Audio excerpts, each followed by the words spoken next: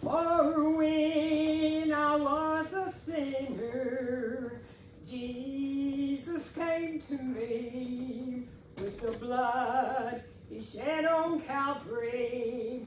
He saved my sin-sick soul. I'm not ashamed of the gospel, and I want the world to know. That's why I sing and I shout and I praise His holy name. For He's the God of yesterday, and He's evermore the same. So if you think that I'm old-fashioned, just tell it where you go. I'm not ashamed of the gospel, and I want the world to know.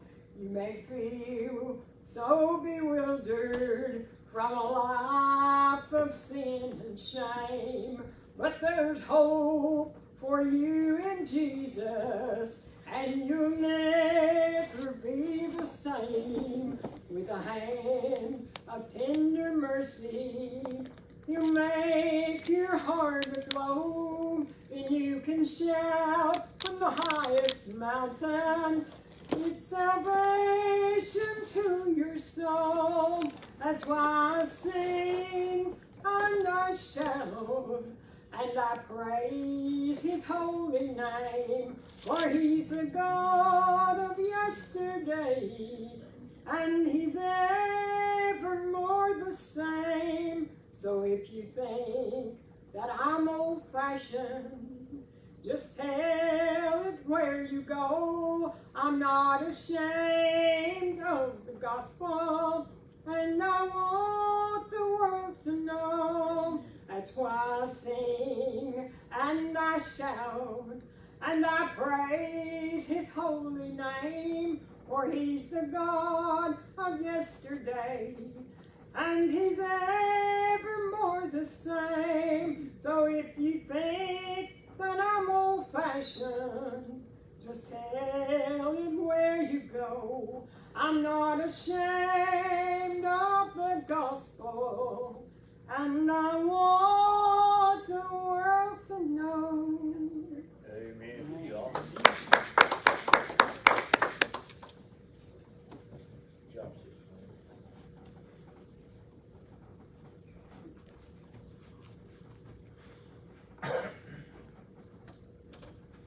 Say I love the Lord and thank Him for saving my soul. Out in the hills of roaring land, so happy and free at God's right hand, they tell of a place of marvelous grace on heaven's bright shore. Pilgrims on earth someday will go to live in that home forevermore, trusting in Him who died for sin and rose from the grave. On heaven's bright shore, there's gonna be no more dying. Amen. Over there, not one little grave in all that fair land. Not even a tear will dim the eye, and no one up there will say goodbye, just singing His praise through endless days on heaven's bright shore. When I must cross that rolling tide, there'll be someone on the other side, welcoming me to that fair land, made perfect by love. When I walk up the milky white way, I'll see that home coming in array. How great it must be for angels to see a pilgrim reach home. On heaven's bright shore, there's gonna be no more dying.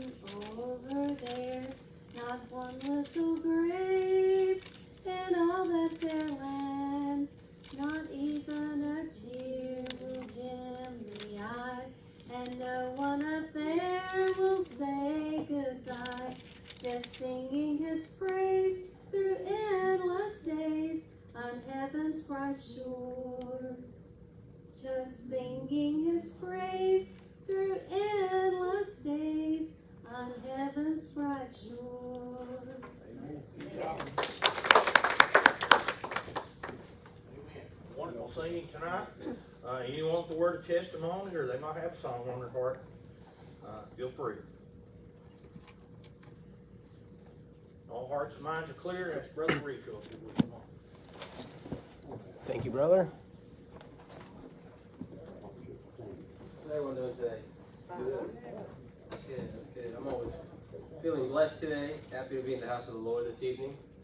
Happy to be teaching His Word and to have the opportunity to teach on such an important chapter of Scripture.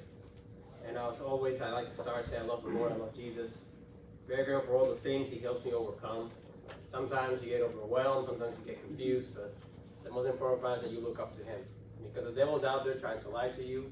Amen. Trying to deceive you and take your eyes away from what really matters, which is your salvation. So, last week, Brother Shane did an excellent job on chapter 14, talking about all the events leading up to the crucifixion of Jesus, all the prophecies, all the different moments and conversations that happened, and how it's all pieced together with in the book of Mark. And on the book of, on chapter 15, we're getting ready to basically, they delivered Jesus to the court, to the judgment, and then eventually to his crucifixion. So, chapter 15, verse 1. And straightway in the morning the chief priests had a consultation with the elders and scribes and the whole council, and bound Jesus and carried him away and delivered him to Pilate. So basically, to put it in today's terms, he was under custody. That's the way I like to picture it. He was in the deputy car in the back of it with clothes on his hands, looking out the window, not looking to maybe he was not necessarily, he probably didn't care. He knew this was going to happen, and they were taking him to Pilate. And I found something interesting about Pilate, and Pontius Pilate in particular, was that the word Pilate essentially means spear thrower, right? And I think, I'm thinking, Jesus is about to meet this man Pilate, and Pilate's going to meet Jesus. They're going to meet each other, right? And the Roman Empire is huge. We're talking is as big as the United States is today. And during that time, that's how big it was. And I actually did the measurement. I measured this. And if you get to draw a line from Jerusalem all the way to the other of the Roman Empire during this time, it will be as far as Pike County is from Alaska. If you kind of grasp that, how big the Roman Empire was. And Pilate, more than likely, he was essentially like the governor of Judea during this time. Sort of like, to put it in simple terms, he was the governor. Very powerful man. More than likely, he got there because he was a very skilled warrior. He was a skilled horse rider. That's his actual history of this man. That, this man was probably not only, he was very powerful, he's probably very smart, very well educated, and he had seen some things, right? And he was also no stranger to people trying to kill him, people trying to overthrow him, and all of this. So it's something to keep in mind, keep in the back of our minds when he meets Jesus. And Pilate asked him, "Art thou the king of the Jews?" And he answered, saying unto him, "Thou sayest so."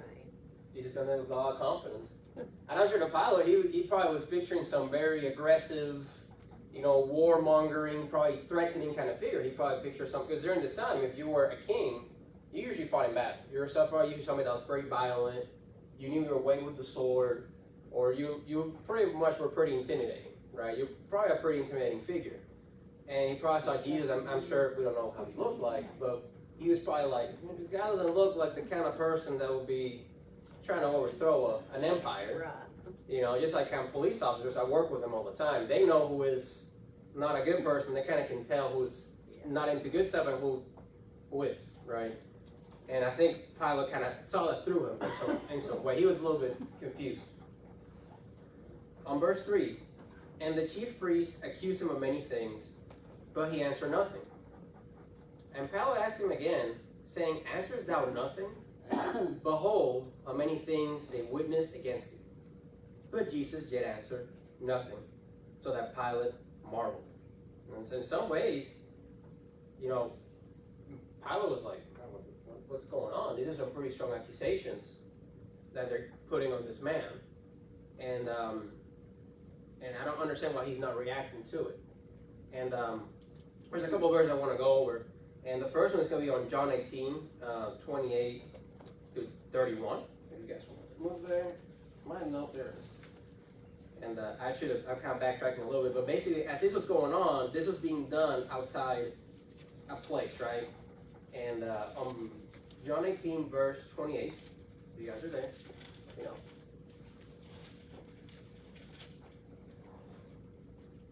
All right.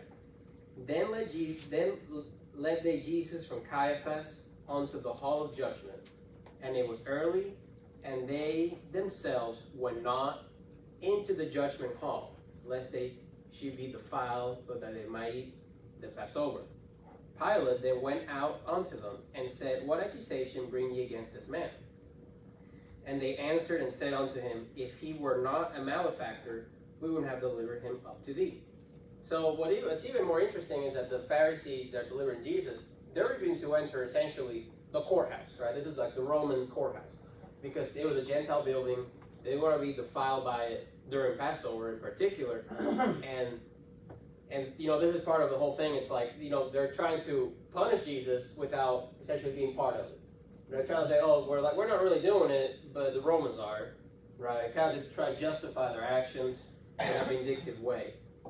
And then more related to this verse, in Isaiah chapter 52, verse 7, is when the prophet Isaiah prophesies this particular moment that happens in the book of Mark. Did I get the right verse? Yeah. How beautiful upon the mountains are the feet of him that bringeth good tidings, and the publisheth peace, that bringeth good tidings of good, that publisheth salvation, that said unto Zion, thy God reigneth. Am I in the right verse? Okay. That watchmen shall lift up the voice, with the voice together shall they sing, for they shall see eye to eye when the Lord shall bring against Zion. Break forth into joy, singing together, ye waste places of Jerusalem, for the Lord hath comforted his people. He hath redeemed Jerusalem. I think I got the wrong verse, and I apologize about that, guys. If I got the wrong note. So forgive me. I don't think that has anything to do with what I'm talking about. Sorry about that. I must have wrote the wrong verse down. Anyway, back to Mark 15. Anybody any questions, by the way? Nobody? Comments? Okay. Guess we'll move on. Sorry about that. That's crazy. Oh, okay. I'm sorry. 53. Isaiah 53. Okay. Here it is. I found it. My bad. I was a chapter behind. Okay. Here we go. All right. He was oppressed and he was afflicted, yet he opened not his mouth, and he's brought as a lamb to the slaughter. Yeah. And as a sheep before her shearers is dumb, so he opened not his mouth. He knew what was waiting for him. There's no point, you know. And sometimes, you know, I think once we go through life, sometimes we gotta accept our circumstance. Go ahead and read the next verse, bro. The next verse? Okay. He was taken from prison, from judgment, and who shall declare his generation? For he was cut out of the land of the living, for the transgressions of my people was he stricken. And he made his grave with the wicked and with the rich in his death, because he had done no violence, neither was any deceit in his mouth. Keep going. Alright. Yet it pleased the Lord to bruise him. He hath put him to grief, when thou shalt make his soul an offering for sin. He shall see his seed, he shall prolong his days, and the pleasure of the Lord shall prosper in his hand. Good. Absolutely. And that's something we actually mentioned a few weeks ago when Brother Shane was teaching about that it pleased God. And obviously, you know, we are put in these situations. I think I also like to see is that we are put in these situations. If God allowed this to happen to his own son, what makes us think that he doesn't sometimes allow things happen to us? Yeah, it's a good thought. You know, something that I've been thinking about for weeks is, and I thought when Brother Shane was teaching about it, you know, we sometimes things happen to us thinking, oh, we're undeserving of this. But why are we undeserving of it? Right? We're barely deserving of our salvation, and that's if we believe in Jesus. What makes us think that we're not allowed to endure Right. misfortune? Right. And that's hard to accept. I'm here standing, doing okay, but when I'm so I don't think the same way. But it's something to keep in the back of our minds, because sometimes God puts us through things for a bigger purpose, whatever that is. And I think that's something to keep in our minds. And thanks for pointing those verses out. When Isaiah prophesied this was 750 years before the coming of Christ. Yeah. God opened the windows of heaven and poured this prophecy out to Isaiah 750 years before Christ was ever born upon the earth.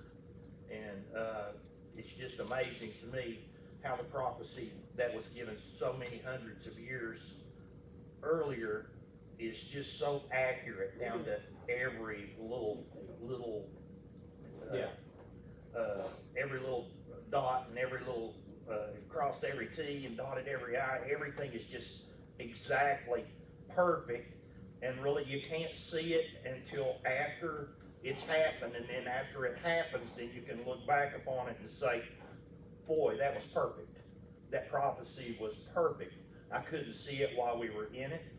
Also, I mentioned last week, but capital punishment or corporal punishment had been taken away from the Jews at this time, which was the reason this was a sure sign that the Messiah was coming, when corporal punishment had been taken away from the nation of Israel. That was the sign that Messiah was coming. Under a Roman oppression, they did not have the capability of putting someone to death under their original law system that God had set up in the beginning. They had, the final say was left to the Romans. It was left to the Romans to do that. They couldn't do it anymore. And if they had understood their prophecy from the Old Testament, they would have understood that they were living in the time that Messiah was coming. Go ahead. Awesome. Thank you, brother. Absolutely. And from this point on, we start to move into probably another pivotal moment in the chapter, and that is when they ask about whether you want Jesus or Barabbas. And on verse 6, now at that feast he released unto them one prisoner, whomever they desired. And when they mentioned this feast, they earlier mentioned that on the book of John, which ties into this, they mentioned that it is Passover, right? So that's probably the feast they're referring to, more than likely. And this is that time of year. Right. And actually looking into it, there was somewhat of a tradition during this particular time to release a prisoner. Mm-hmm. It wasn't very long-lived, but it happened during this time, and it happened occasionally. And that was essentially from my understanding was, so they would have the prisoners have Passover, have like dinner with their families for that day, and then just so they could be with them. That was kind of like the reason why they did it. And there was only one prisoner though. And also, I'm sure the Romans also used it as a political tool, or as a political way to kind of pacify everyone, pacify a family of an imprisoned, and to kind of show fairness and, I guess, consideration. Verse 7, and there was one named Barabbas, which lay abound with them, that had made insurrection with them, who had committed murder in the insurrection.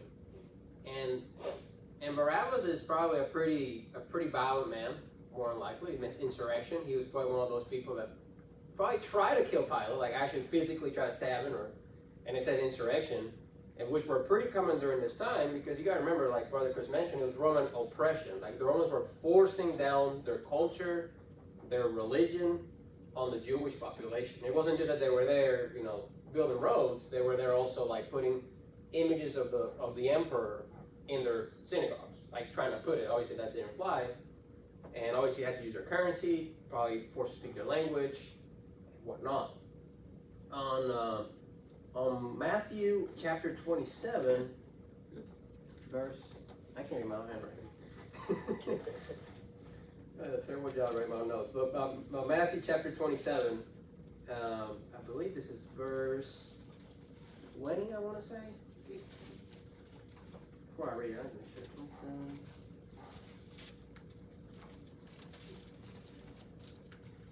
Okay, so here it is. Everybody there? Mm-hmm. Okay. But the chief priests and elders persuaded the multitude that they should ask Barabbas and destroy Jesus.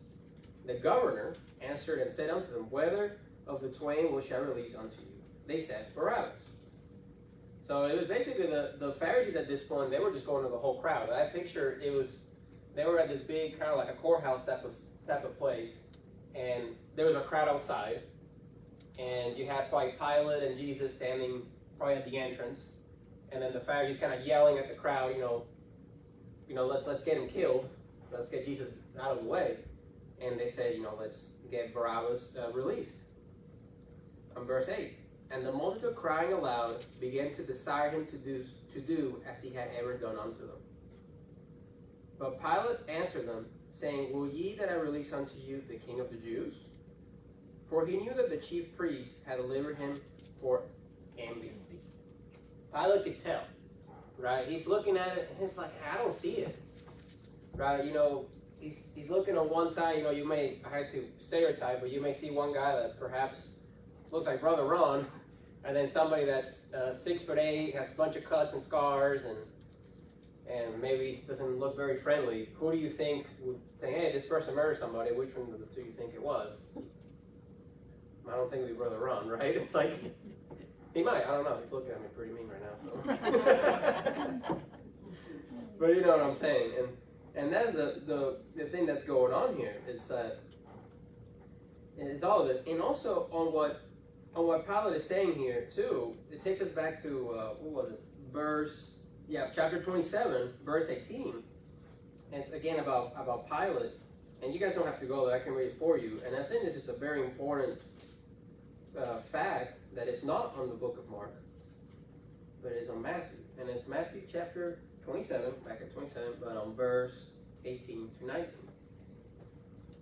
For when he knew that for envy they had delivered him, I'm sorry. Does that say 8? I'm all over the place, people. Okay. There you go, 18, I'm sorry. Okay, for he knew that for envy they had delivered him.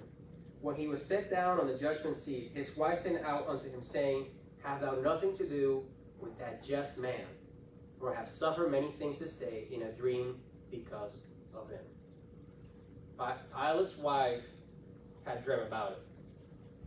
I always think about it. When Kelly tells you something, I don't feel good about it, I have a bad feeling about it. It's always that thing, right? And I'm sure he had that same feeling. He was like, I don't know, my wife said this, but he is more like, I'm doing it for the politics. That's really the way I see it. He was doing it for the power, for the politics, and he was kind of like keep things under control. He didn't want a revolt. He didn't want a massacre. He was thinking, well, if I kill this guy, these people will go away.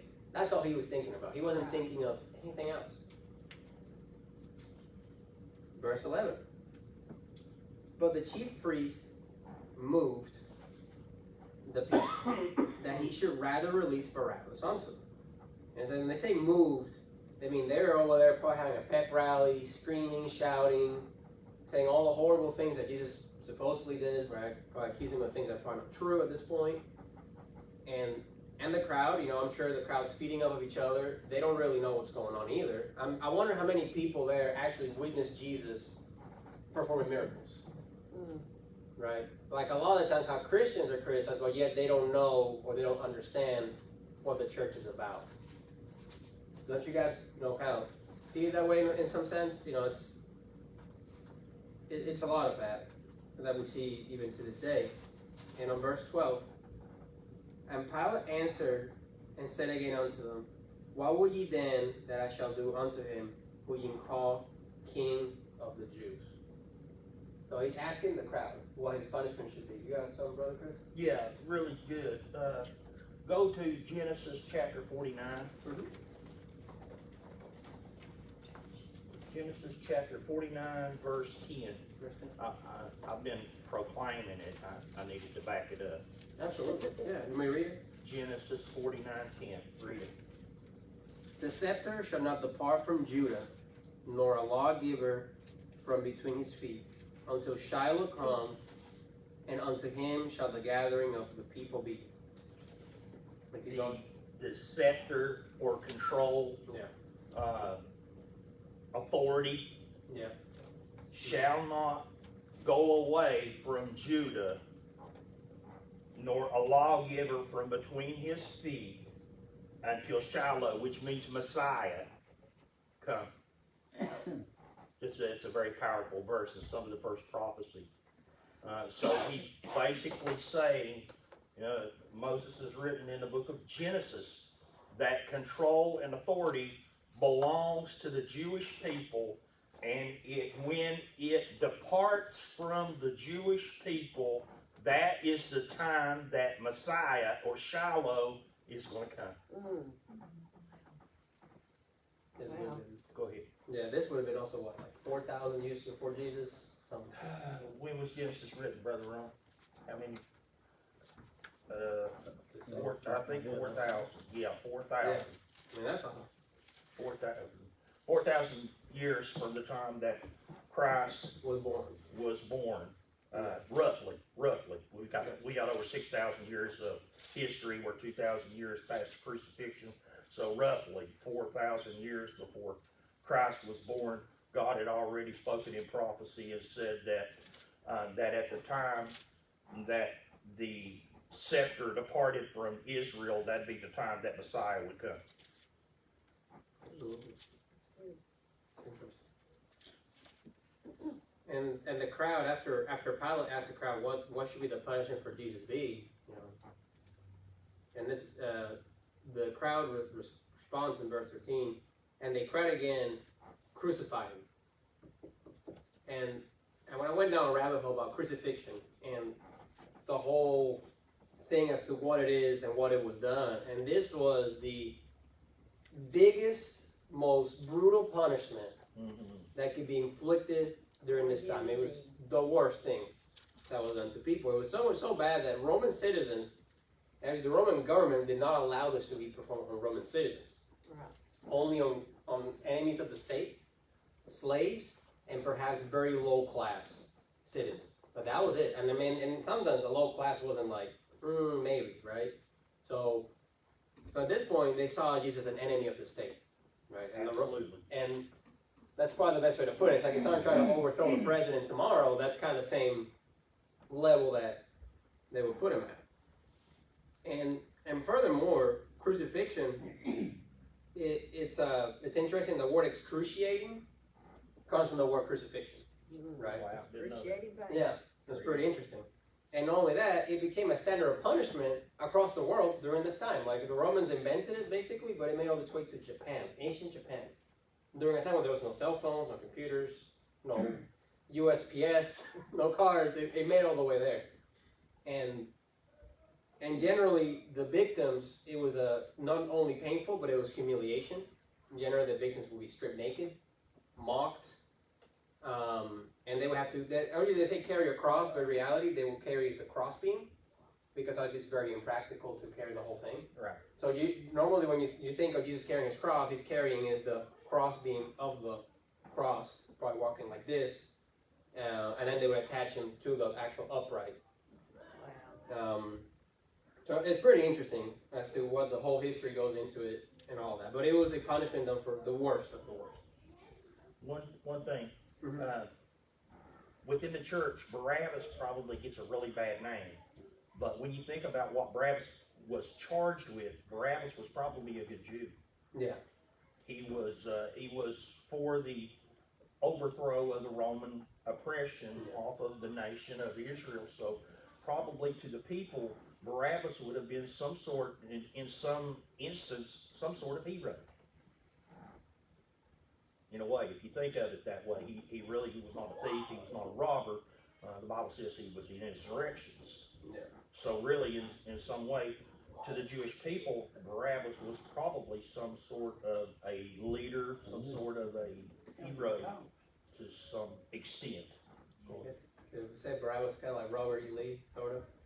No, Robert E. Lee I'm just he was. trying to put it in something relatable. I'm just.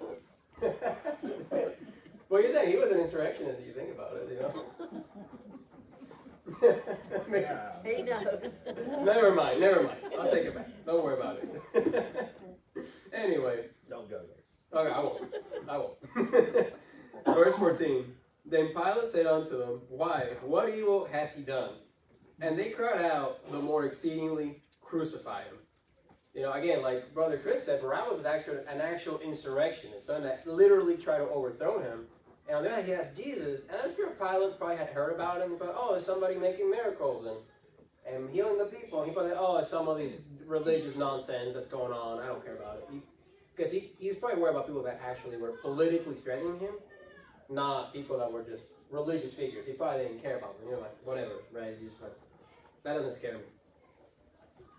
And 15, and so Pilate, willing to content the people, released Barabbas unto them, and deliver Jesus when he had scourged him to be crucified. So at this point, now the saint is about to be executed, and this is all happening in the morning time. This is probably pretty early in the day. This is probably happening within 3 hours, between 6 and 9 o'clock, I want to say. It's pretty early in the day. That's all going on. On verse 16, and the soldiers led him away into the hall, called the Praetorium, and they called together the whole band. And the Praetorium is basically kind of like a courthouse / governor's mansion. That's what it is. I actually looked at a picture of what it would look like. It was like a square building, right? And it was kind of made like this here, right here, and there was like a big entrance right here in the middle, and there was like a big court in the center of it. And that's what the Praetorium would have looked like. And, you know, kind of think of a city hall or a courthouse. That's kind of what I picture in my mind, but kind of like a Roman style type of building. And right here, there's probably a whole group of soldiers were waiting for him. Guys that probably enjoy torturing people. This is what they live for, more than likely. And in verse 17, and they clothed him with purple and plaited a crown of thorns and put it on his head. And here's where the mocking starts, right? You're thinking, why purple, right? And also in the book of Matthew, it mentions scarlet. And I was like, okay, I think, okay, I want to actually see pictures. And during this time, especially for the Romans, the color purple represented royalty, right? It actually came from the Phoenician purple. It was a dye made from seashells, right? And the purple was essentially, they're making wear like a costume of a king. Yeah. Right, that's what they're trying to do. So, are you the king of the Jews? Well, dress you like a king, since this is what you call yourself, right? And that's how to humiliate him.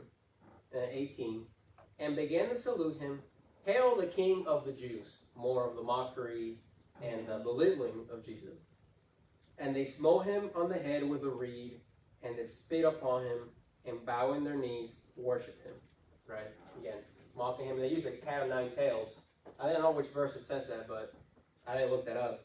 But you know, generally, I don't think it is written exactly, but okay. it is generally accepted that the general punishment was 40 lashes minus 1. They figured that 40 would kill a man. So that was the general treatment for someone that was going to be scourged. The Apostle Paul received it, I think, 3 times, maybe it might have been more than that. But they would, 39 lashes with the cat of 9 tails would have brought you as close to the edge of death as you could possibly physically handle, and I'm sure some people did die with 39. 40 they thought certainly would kill you. So 39 is the acceptable, is what we believe to have taken place here. Right, in verse 20.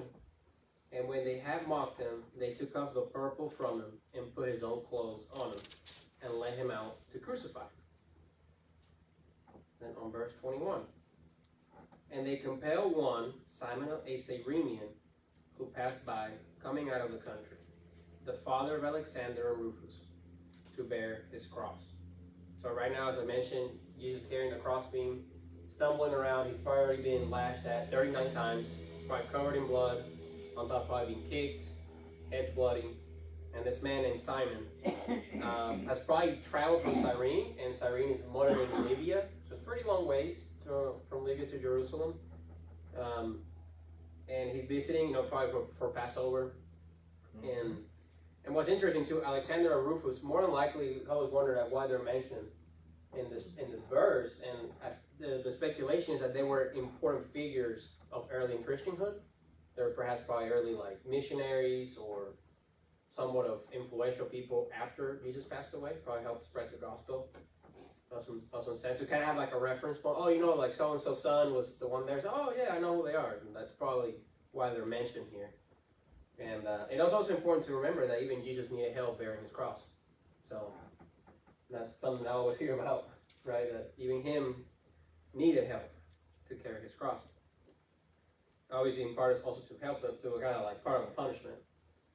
And on verse 22, and they bring him unto the place of Golgotha, which is being interpreted as the place of a skull. And I thought this was pretty funny, because in Spanish, the word for Golgotha we Calvario, right? Like Calvario, and then Calvary, right? And the word for bald in Spanish is Calvo. So I thought that was kind of interesting. I know it's nonsense that I talk about, but I thought it was interesting. And this is the name of it. Pretty scary name, right? I think Place of the Skulls is a lot more scary than anything. And on verse 23, and they gave him to drink wine mingled with myrrh, but he received it not. And myrrh and wine mixed together is a pretty intoxicating beverage. Wine alone is intoxicating, but with myrrh it made it even stronger. And essentially myrrh would be considered kind of like a painkiller. Medication. Yeah, like a medication in some sense. Yeah. And that's what it would have been. What it was. But I think that in some ways, the way I see it here is that Jesus wanted to feel all of it, right? He wanted to embrace it. And I think sometimes, just as a younger person, I think my generation and people my age, we like to numb ourselves to our reality Right. and to our problems. And when you read this, you remind yourself, wow, he endured all of that for me, for my mistakes, and refused to take away the pain. Yeah. That would have been unimaginable, right? Probably on the brink of death, right? And I couldn't imagine what it would have been like to Maybe endure. he was hoping it would go quicker. He didn't Yeah. take anything. I don't know. Would it have been, I asked this question because I'm not sure, would it have been a sin to have taken the wine and the myrrh? Probably. I don't know. Then is it a sin to take pain medication? We consider it not, but we see it daily. Jimmy Patton over here. Yeah. I mean, if you think about it that way, but shoot, But we he can't. had to be without sin. Right. Could Could have been. I don't know. Yeah. I don't know, I just a question, or maybe somebody might look that up before next week and add to it, but I just wondered. I would take it that this wine, if I didn't reference it back, but if I referenced it back, I would sure that this would be, sometimes wine is referenced back and it is non-alcoholic, and sometimes it is referenced back and it is alcohol. I would suppose that this would be one of the cases where if you referenced it back, it would have been, it would have referenced back to an alcoholic wine. Yeah. And I just wonder if there was some kind of reason in particular why he would not take anything. It could be just that he didn't want to dull the pain, or he wanted to experience the whole thing. I do not know, but that's a good question. No, and actually to add to that, it was actually customary during this time for people to dilute, like mix water with wine, so in order to not get drunk, to basically make it non-alcoholic. Because a lot of times water was polluted during this time, so they used wine as to make it a way to kill bad bacteria. And this is just like our secular history stuff I learned in school, and how, and more than likely this is probably like the actual pure wine, because they have pure wine and they have like diluted wine. So more than likely it was that, like you're saying, they probably gave him like the hard stuff, basically. But at the same time, it's kind of odd that they would even consider deadening the pain the way they already treated him, is beating him beyond recognition. Yeah. And he was so weak they couldn't carry the cross, and they wanted to humiliate him as much as absolutely possible. So it doesn't really jive. Yeah, That, that's true. they would say, well, we'll have a little mercy on him, deaden the pain. Right. So I don't know. I don't know. It's just, I've got a note that said it was a narcotic.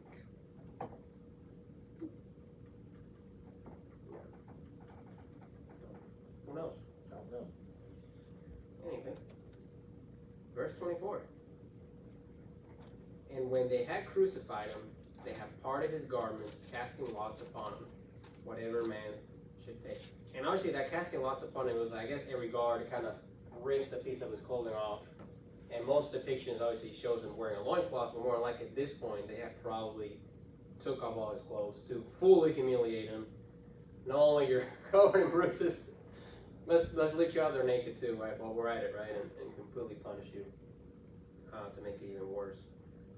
On verse 25, and it was the third hour, and then they crucified him. So this is about 9 o'clock in the morning. Yes. And this is to kind of imagine, you know, this is Passover. It's probably around summertime, around this time of the year, and it's probably a clear day. I mean, something I'll probably touch upon later.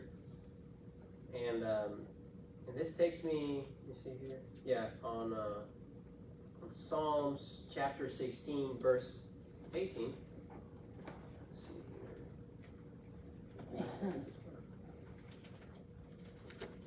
This is somewhat mentioned. 16, 18.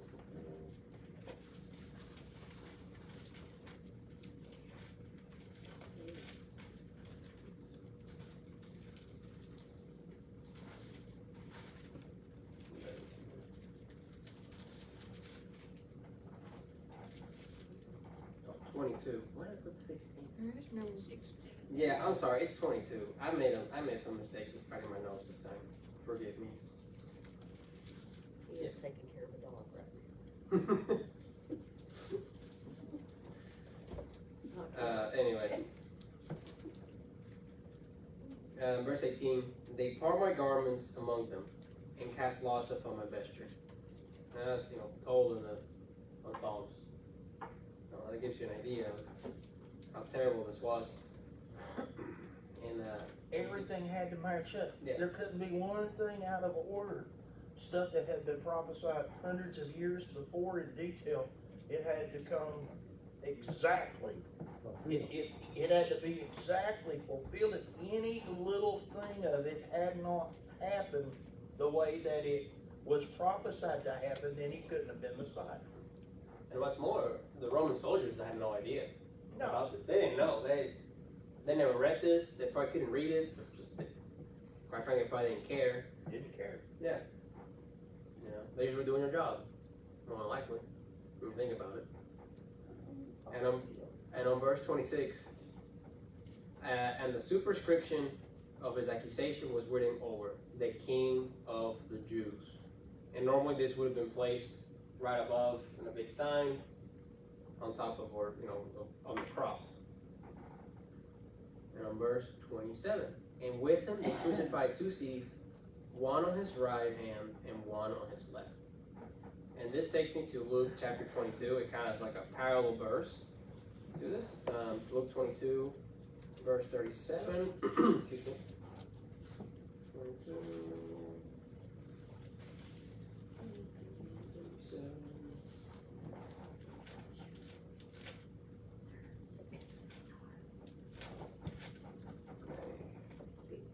For I say unto you that this is written must yet be accomplished in me. And he was reckoned among the transgressors, for the things concerning me have an end. Let's talk about how he's going to be amongst the transgressors on the day of punishment, on the day of crucifixion.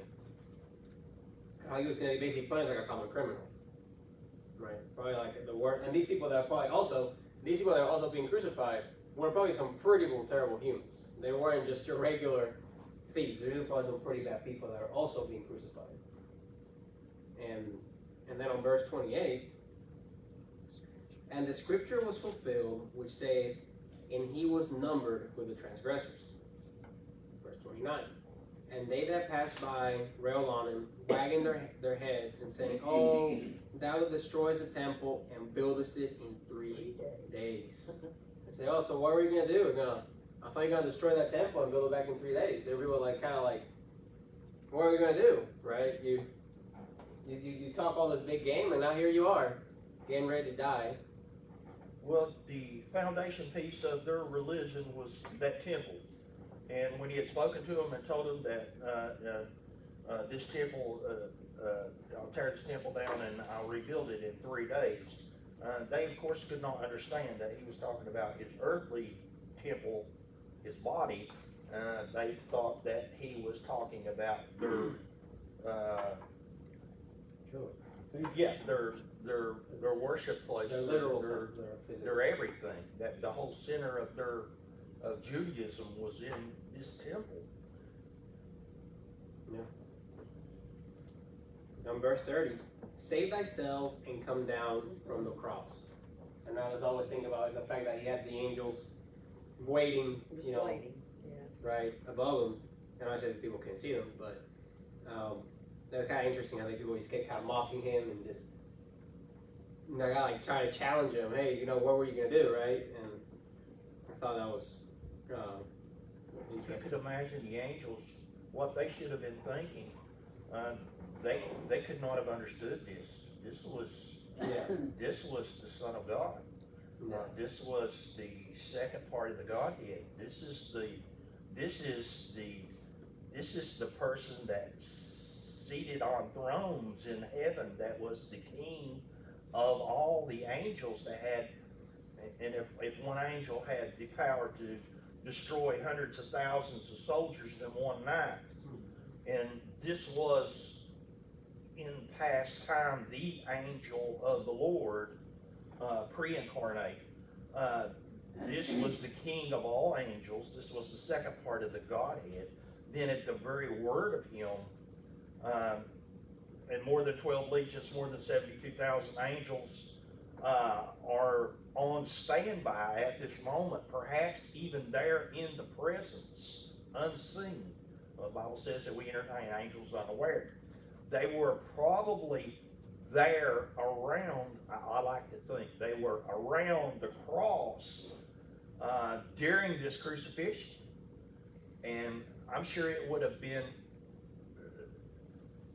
who am I to know the mind of God? The angels know not the time or the hour, only the Father which is in heaven. So there's things that only God the Father knows, that the angels would not be, they were put there to serve, they were put there to worship God, but they were not put there to know the mind of God. So this was in the plan of God from the beginning, and I'm sure the angels, I like to think to some extent, were confused. Thank you, brother. And verse 31, likewise, also the chief priests, mocking, said among themselves with the scribes, he saved others, himself he cannot save. I don't know what to make of that verse, quite frankly. It's like, let it go, guys. That's it. Like, Well, he had you know. he had healed those that had been blinded. He had healed those that had been lame. He had gone so far that he had saved others. He had even he had so much power that he could walk by and touch a casket going to the cemetery, and the dead man would sit up and start talking. I mean, this is the kind of power that my Jesus had. He could go into a room where weeping and wailing was going on, put everybody out of the room, and say, "Arise, little maiden," and the little maiden would sit up and start talking. He had power to go to a tomb, say, roll the stone away, and speak a name, and the dead man bound in grave clothes would come out, that had been in the ground 4 days and should be stinking by this time, would just levitate himself up off the table and come forth into the presence of Jesus. This is the kind of power that Jesus had. I mean, he was a man, but he was God. And he had the kind of power that when he spoke, even the waves of the sea would lay down, and the wind would quit blowing, and in an instant when he would speak and enter into a place, the ship would be from the middle of the lake and it'd be over on the dry land. He had the power to see. He had unlimited. They only saw a fraction of what he was able to do.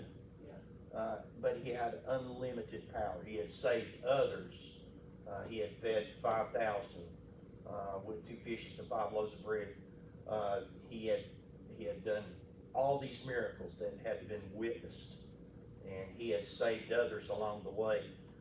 if all the books had been written that could have been written about Jesus, the world itself could not contain the books that should have been written. So there was so much more that we do not even know. We just know this, and that's enough. But there was so much more that could have been written, and they had probably heard about, and they had probably knew all about. He had saved others.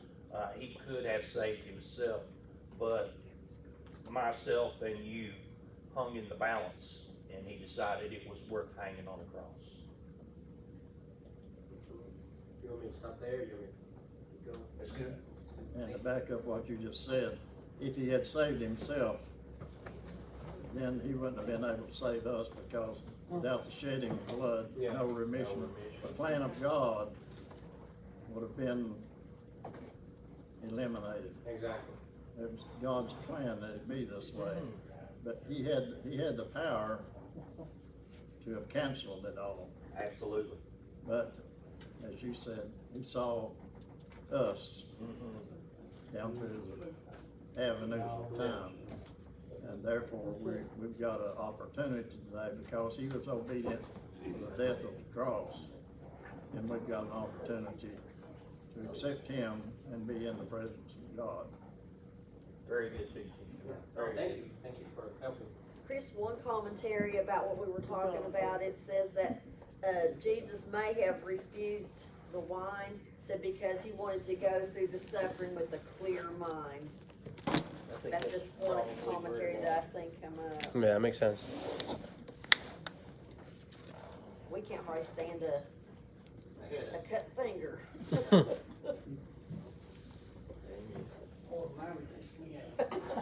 Well, it's not, it takes Chuck. You'll better turn that off.